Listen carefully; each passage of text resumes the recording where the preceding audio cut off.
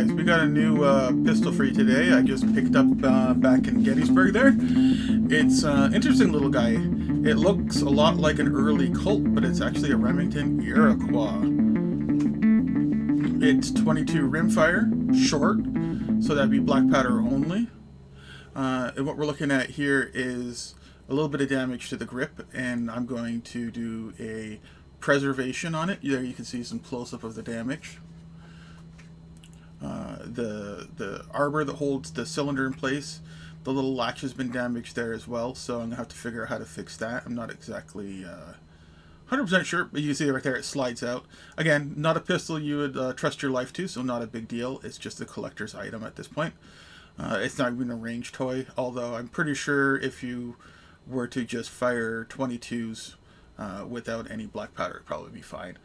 Or if you want to fire the blanks. So the timing, the lockup is good. No work needs to be done there, luckily.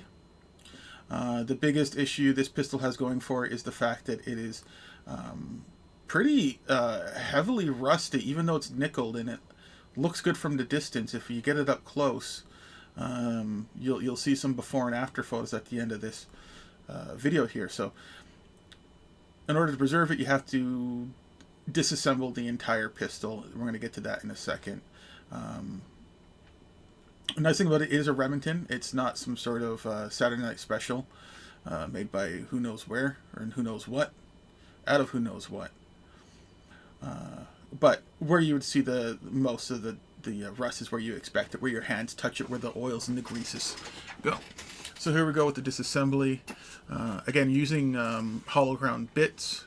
I like the Weller stuff. A lot of other companies out there, but Weller's easy to get. They're consistent in their quality, so undo the scripts. I believe these are wood. They could be bone. I'm not sure, but pretty straightforward, simple grips. I guess they're not wood or bone that I mentioned it because they have that melting, so it's probably sort of early hard rubber, I guess. The grip's off. You can see the mainspring in there. It's a pretty heavy mainspring, believe it or not, for a pistol that small. Just inspect everything for damage, see if it needs any extra work. But this pistol's in pretty good condition. So the hammer screw is the same screw that holds the side plate on, but it's not going to fall apart. Make sure your hammer's down. You don't want any tension on your springs. You can see the side plate starting to pop off a bit there. Just holding it with my thumb just in case. Take your time. Side plate comes off. And you can see there's quite a little bit on the inside there. Sorry guys, this is out of focus. I'll get it back in frame in a second there. So I'm just lightly tapping that thing back through it. It does have a bit of a tension on it. There you can see the hand. I'm going to back that out. I had to tap the screw back so I could rotate the hand back around. So that's out. You can see also in the bin there's a like omega shaped spring. That's the spring that holds the hammer against the cylinder. It holds the hand against the cylinder so it can rotate. So I'm not going to bother trying removing the mainspring first. I'm just going to pop out the hammer. There's not a lot of parts in there to get messed up, so it's a straightforward. You can see right there when the hammer pivot screw comes out, the tension's released, and that pops right out for you. No issues, no muss, no fuss. With the newfangled and 1800s technology. There's the hammer, again, straightforward, nothing fancy about it. But you can see there's a fair bit of rust on it. All that needs to be taken care of. And now next to come out would be the trigger. The trigger's straightforward. There's a single pin holding it in place. Just punch that out. It was a very small pin. You can see it's starting to protrude there. Not enough to grab it by, so I'm going to grab even a smaller punch and continue whacking that the way through.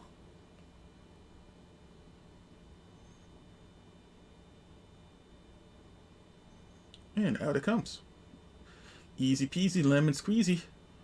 I don't know who invented that, but I don't like that saying, but what are you going to do? It's stuck in my brain. So now that's out. The little spur trigger here pops right out. You notice something fell out there in the process. So that's the trigger return spring. And that's the little cylinder lock. So the part that stops the cylinder from spinning when the hammer's fully pulled back. That's what that is. It just mechanically interacts with the trigger and blocks the cylinder from rotating.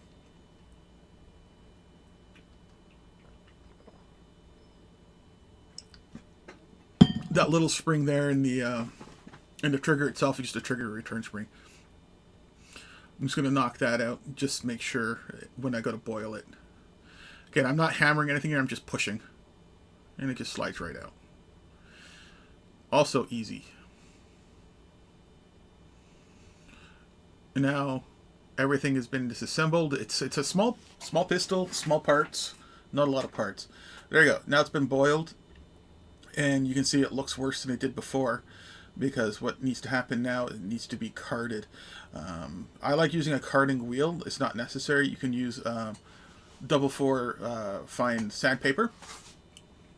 The other problem too is when you're using a carding wheel,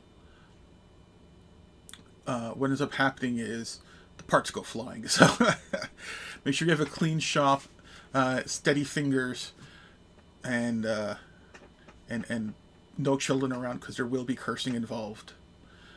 But there you go. That part has already been carded. It's the small parts now that are going to need to be touched up by hand. What I like to use is a brass brush on a Dremel. A nylon brush is better. They don't last as long. But basically, you want to use something softer than the metal you're working with, because without saying anything harder than the nickel finish, it's going to scratch the nickel finish off. It's basic physics 101, right? So getting in there. Now this is going to take a bit of time, so I'm going to speed up the video in just a minute here. Just be careful you don't nick the frame with the shaft of your Dremel. It's on a relatively low RPM. With the nylon brushes, if it's too fast, it will melt. You could do this with a toothbrush. I'll do it sometimes with a cleaning rod for certain areas, the brass cleaning rods, because brass is softer than nickel.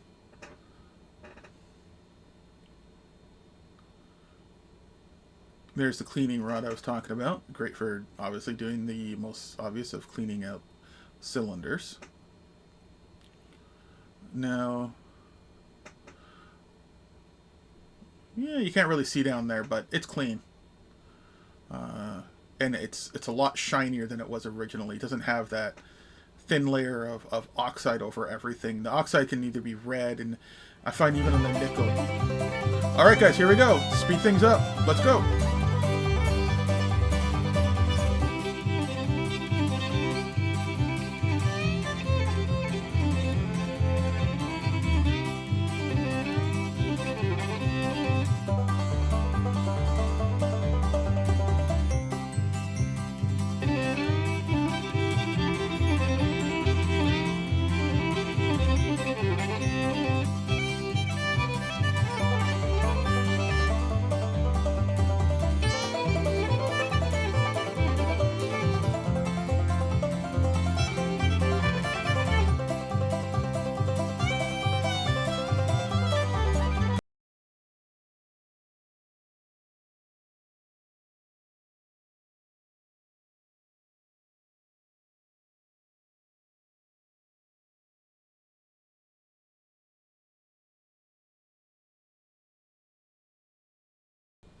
Alright guys, here's the before and after shots. You can see the rust.